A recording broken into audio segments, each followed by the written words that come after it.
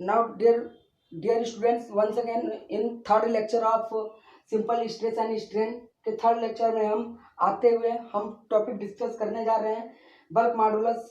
और bulk modulus किसे कहते हैं? तो बल्क मॉडुलस जहाँ से छोड़ा था हमने, बल्क मॉडुलस बराबर बराबर होता है कि ये बल्क मॉडुलस जो होता है आयतन प्रतिबल अपॉन आयतन विकृति के अनुपात को कहा जाता है। आयतन प्रतिबल अपॉन आयतन विकृति के अनुपात को बल्क मॉडुलस कहा जाता है। तो बल्क मॉडुलस को कैसे प्रदर्शित करते हैं कि बराबर आयतन प्रतिबल अपॉन आयतन विकृति के अनुपात को कहा जाता है। अब हम लोग देखते हैं बेटा, इसमें छोटा सा एक रिलेशन पढ़ लेते हैं। रिलेशन बिटवीन किसी दिए पदार्थ के तीन मापांकों में संबंध, किसी दिए हुए पदार्थ के तीनों मापांकों में क्या संबंध होता है, उस संबंध के बारे में देख लें। किसी पदार्थ के लिए तीनों मापांक में परस्पर क्या संबंध होता है? तीन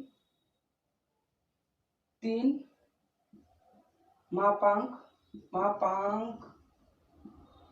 में संबंध, जल्दी देखेंगे। संबंध है क्या बेटा? E इक्वल टू, याद रखिएगा, E बराबर 2n 1 plus 1 upon m Poisson ratio into 1 plus m. It is also equal to 3k 1 minus 2 by m.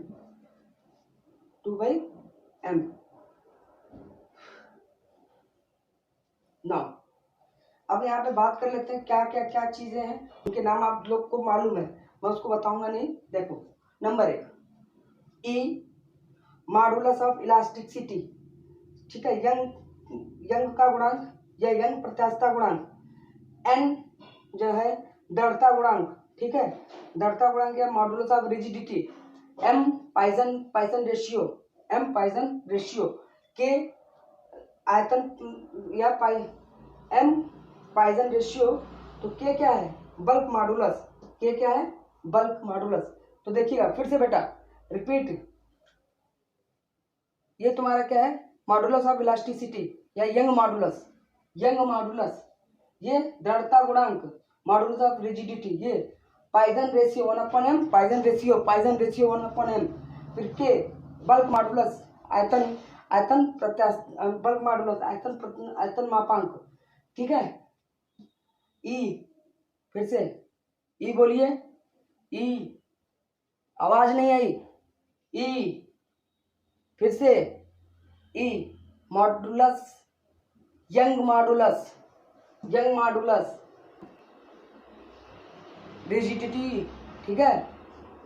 N modulus of rigidity या दृढ़ता गुणांक, पॉइसन रेशियो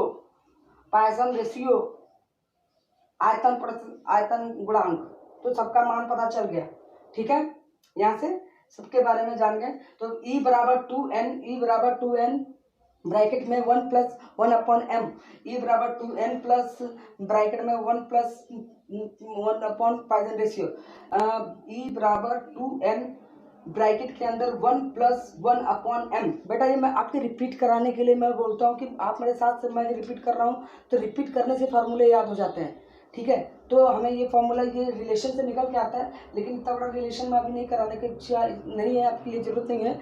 आप इससे लर्न रखेंगे तो आपको समझ में आएगा, सवाल निकाल लेंगे आप। ई इक्वल टू देखिए 3 लोग का रिलेशन है, 1 2 3 के में सवाल लग जाएगा, 1 2 3 में सवाल लग जाएगा, ठीक है। ई बराबर 2n प्लस 2n ब्रैकेट के अंदर 1 प्लस 1 अपॉन m। ई बराबर 2n ब्रैकेट के अंदर 1 प्लस 1 अपॉन m। बेटा मुझे भी नहीं आता, देखो E बराबर 2n ब्रैकेट के अंदर 1 प्लस 1 अपॉन m, बहुत बढ़िया, 1 अपॉन m, यहाँ तक बढ़िया से गया। फिर E बराबर, फिर से कर लेंगे, E बराबर 2k, E बराबर 3k, सॉरी से E बराबर 3k 1 minus 2 upon m। E बराबर 2k e बराबर 3k, यहाँ पे e बराबर 3k बल्क मॉड्यूल के साथ 3 लग जा रहा है, e बराबर 3k ब्रैकेट के अंदर 1 minus 2 upon m, 1 minus 2 upon m, it is called bulk modulus. तो बल्क मॉडुलस हमारा यहाँ पे निकल के आया, तो e बराबर 3k 1 माइनस 2 m, तो यहाँ तक 1 minus 2 upon m Poisson ratio, कहीं पे भी कोई दिक्कत, यहाँ तक अच्छे से समझ के याद कर लीजिए। e बराबर 2n ब्रैकेट के अंदर 1 प्लस 1 अपॉन m। सवाल बहुत से लगेंगे बेटा, इस पे सवाल लगाएंगे हम लोग अभी पॉइजन रेशियो पे, इन पे जब भी लेक्चर में, तो आपको मजा आ जाएगा, आप खुद सवाल लगा सकते हो। यहाँ तक बस बता दिया। तो e बराबर 3k 1 minus 2 upon m, 2 upon m। अब ये चीज जान गए, ठीक है।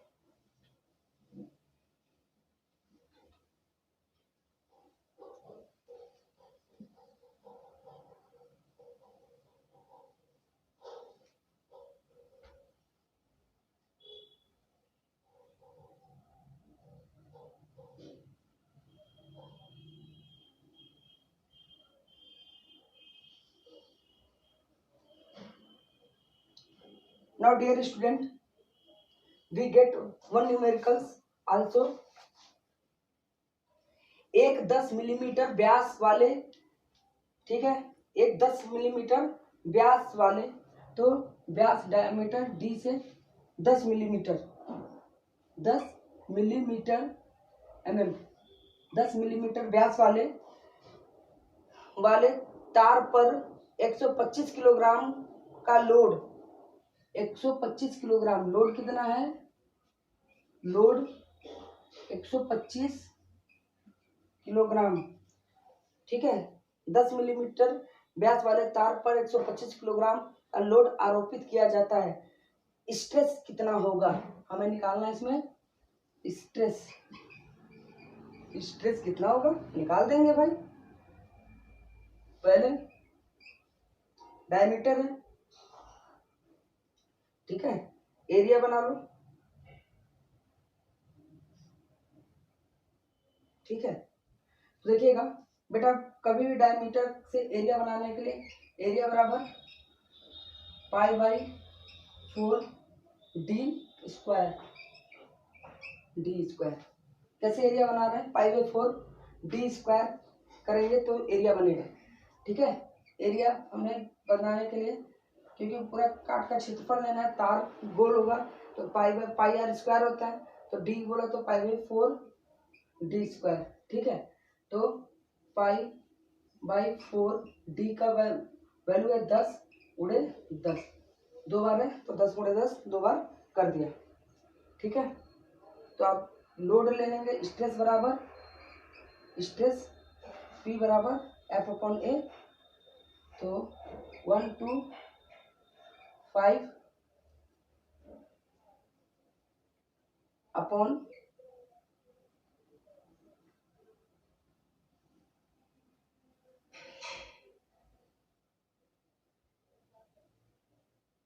बेटा सॉल्व कर लेंगे इसको, पाई बाई 4 ये आपका कट जाएगा, 2 2 जा 2 5 जा 10, फिर 2 5 जा 10, 25 25 इंटू 3.14, ये आ जाएगा 78.5 mm, ठीक है।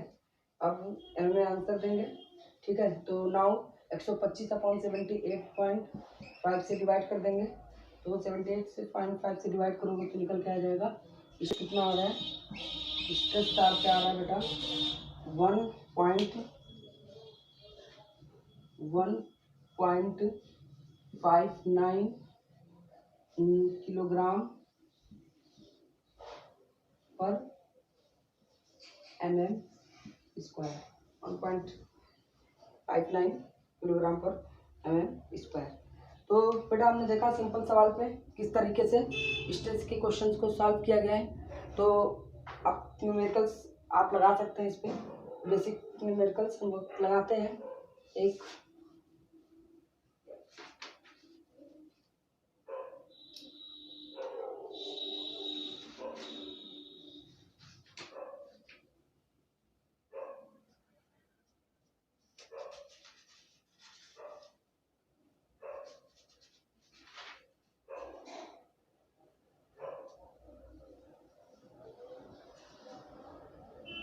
ठीक है। नाउ आप लोग नोट करेंगे इसको, डियर स्टूडेंट। आप लोग मैं ये न्यूमेरिकल्स लगा के आप स्ट्रेस और स्ट्रेन का भी सारे न्यूमेरिकल्स लगाइएगा। और जैसा कि क्लास कंटिन्यू चल रही है, आप इसको वो लेते रहिए, ठीक है। तो सिंपल स्ट्रेस का एक प्रतिबल स्ट्रेस स्ट्रेन ग्राफ होता है, तो मैं उसके डायग्राम को बना देता हूँ। सिंपल स्ट्रेस स्ट्रेन डायग्राम, ठीक है। तो ये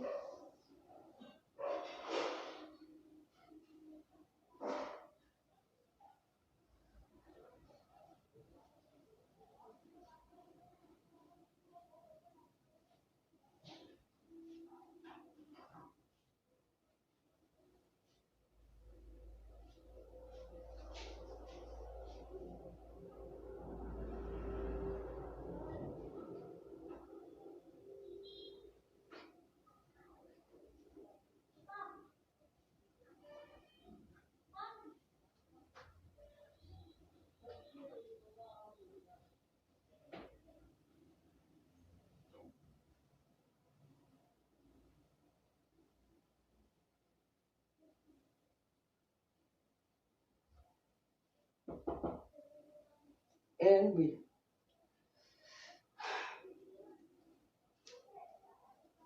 इधर बेटा स्ट्रेन होता है, स्ट्रेन, और इधर स्ट्रेस होता है। स्ट्रेस स्ट्रेन के बीच में ग्राफ है। स्ट्रेस और स्ट्रेन में क्या ग्राफ में क्या हम लोग पढ़ने जा रहे हैं, 2 मिनट में देखिए मैं बेटा पढ़ता हूँ, समझिएगा। अभी हम लोग पढ़ के देखते हैं इसको। प्रत्यास्था सीमा में सीमांत लोड की सीमा ओ से ओरिजिन ओ से ए तक प्रतिबल और विकृति का संबंध एक सरल रेखा में रहता है, परंतु प्रत्यास्था सीमा के गुजर जाने पर प्रतिबल तथा विकृति का संबंध सरल रेखा नहीं रहता है और विकृति का मान प्रतिबल की अपेक्षा अधिक तेजी से बढ़ता जाता है। कुछ धातुओं जैसे स्टील, राट आयरन में प्रत्यास्था सीमा से थोड़े अधिक प्रतिबल पर एक स्पष्ट घुमाव दिखाई देता है। यह प्रभाव बिंदु बी पर कहलाता है। ए से बी के मध्य की स्थिति प्लास्टिक लिमिट कहलाती है तथा इस पर स्थित में धातुओं में प्लास्टिसिटी का गुण आ जाता है। धातु पर लोड हटाने पर वह अपनी प्रारंभिक स्थिति में नहीं आ पाता है। बिंदु सी अधिकतम प्रतिबल दर्शाता है। यहाँ तक धातु सुरक्षित नहीं रहती है और धीरे धीरे लोड बढ़ाने पर वस्तु टूटने लगती है। धातु के बेकार होने शुरू हो जाती है।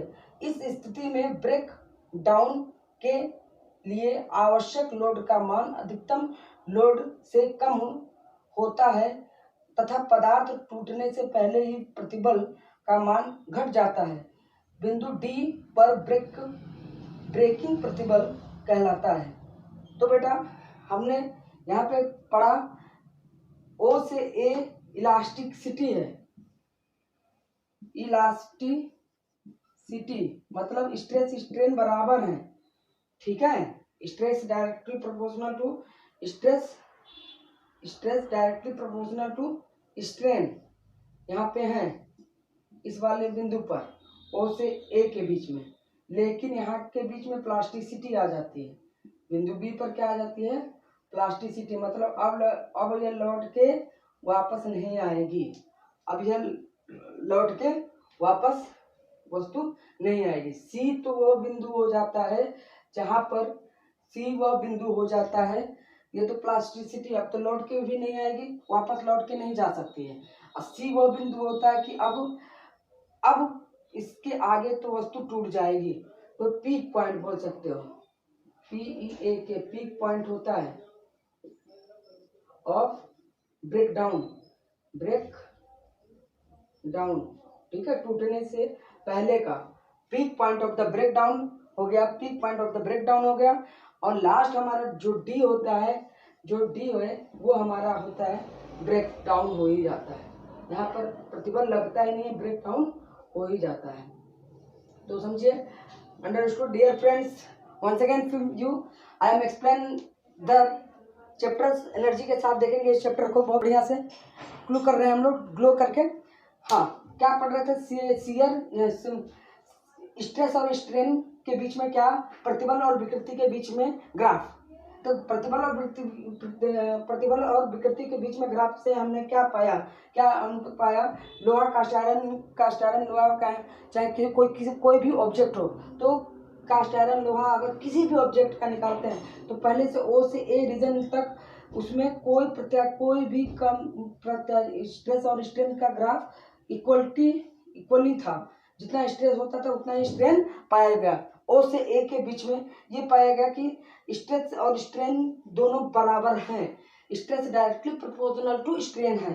लेकिन जैसे बी पॉइंट पर चला जाता है, टू बी पॉइंट पर, तो वहाँ पर इलास्टिसिटी आ जाता है। मतलब वस्तु अब लौट के ए पे नहीं आएगी, अपनी प्रारंभिक अवस्था में नहीं आएगी, प्लास्टिसिटी वाली केस हो जाता है। फिर प्लास्टिसिटी से भी ज़्यादा अगर लोड लगाया जाता है तो बिंदु सी आ जाता है, पीक पॉइंट आ जाता है। ये बताता है कि अब इसके बाद से अगर बल लगा, लोड बढ़ाया गया तो वस्तु ब्रेक हो जाएगी। और वही कंडीशन होता है डी पर, वस्तु टूट जाती है।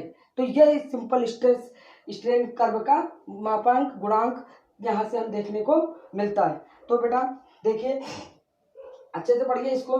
सिंपल स्ट्रेस फिर से दोहरा देता हूँ। ओ से ए में इलास्टिसिटी आती है, यहाँ अनुकरण पाती है। ओ और ए में कोई भी बदलाव नहीं होगा, ठीक है। ओ और ए में कोई भी बदलाव नहीं होगा। तो हम इसे अच्छे से भी समझ के एक्सप्लेन कर लिया। और फिर से देखो अगर जल्दी से, तो क्या किया, ये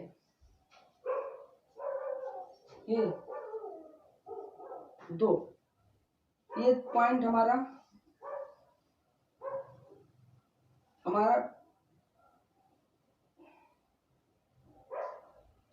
एक पॉइंट मान लीजिए।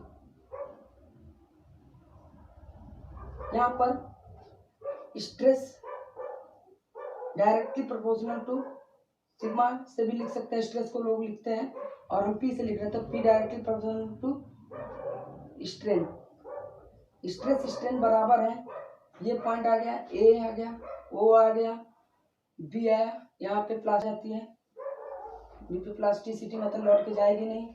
सी आता है मैक्सिमम पॉइंट, यहाँ पे break down peak position.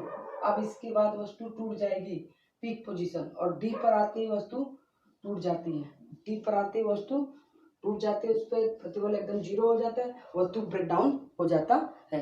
Now thank you so much class for watching my video, and please subscribe, like, share, comment my video. My channel name is Anand Om Classes PCM वाले। Please like, subscribe, comments please यार। आपको कहने से भी यार आप लोग like subscribe करते भी नहीं यार। कम से कम लाइक सब्सक्राइब कर देना, एक दो लाइक्स बढ़ जाएंगे मेरे, ठीक है। Like, subscribe and comment my channel also, क्योंकि एक भी कमेंट तो मिलता ही नहीं है सुनने को यार। कोई सही या गलत कैसा भी कमेंट होता है, ठीक है। कि हम इम्प्रूव करें और कहाँ पे ले चलें आपको, और अच्छा से अच्छा मैं अपना आउटपुट दे सकूं। तो ये सिंपल स्ट्रेस स्ट्रेन ये आपके फिजिक्स में बहुत बेहतरीन अच्छे से काम आता है। और ITI और पॉलिटेक्निक बीटेक आल्सो में भी ये चैप्टर अच्छे से रखा हुआ है, कि बांध के ये चैप्टर रखा हुआ है, अच्छे से आप लोग को उसमें पढ़ाया जाता है। सोम हो गया, टोम हो गया, इन सब में हमारा सिंपल स्ट्रेस तो है ही है। सिंपल स्ट्रेस स्ट्रेन के बिना खत्म ही नहीं है। कुछ मैकेनिक्स हो गया, तो यहाँ पे इसीलिए कि ओवरऑल ऑल ब्रांचेस, चाहे वो डॉक्टरी का हो या किसी भी बच्चा हो, उसको इतना तो पढ़ के रहना ही रहना है। इतना अगर उसने मेरा लेक्चर अच्छे से कायदे से लिया हो तो I sure to take the good marks in examination also. तो प्लीज़ वॉच करा करिए, वीडियो पूरा देखा करिए और वीडियो को बीच में स्किप मत करिएगा। अगर वीडियो को पूरा देखेंगे नहीं तो आपको वीडियो समझ में नहीं आएगा, ठीक है। तो वीडियो को पूरा देखिए, चैनल को सब्सक्राइब कर लीजिए कि आपको पूरे हमारे वीडियो आपको मिलते रहें और मैं अच्छे से अच्छा वीडियो लाऊं। आप अगर ऐसा करते हैं तो आपको चैनल को सब्सक्राइब, लाइक, शेयर और अपने दोस्तों में शेयर भी करिए, कमेंट्स करिए, ठीक है। Thank you so much for watching my video. All dear friend, good luck.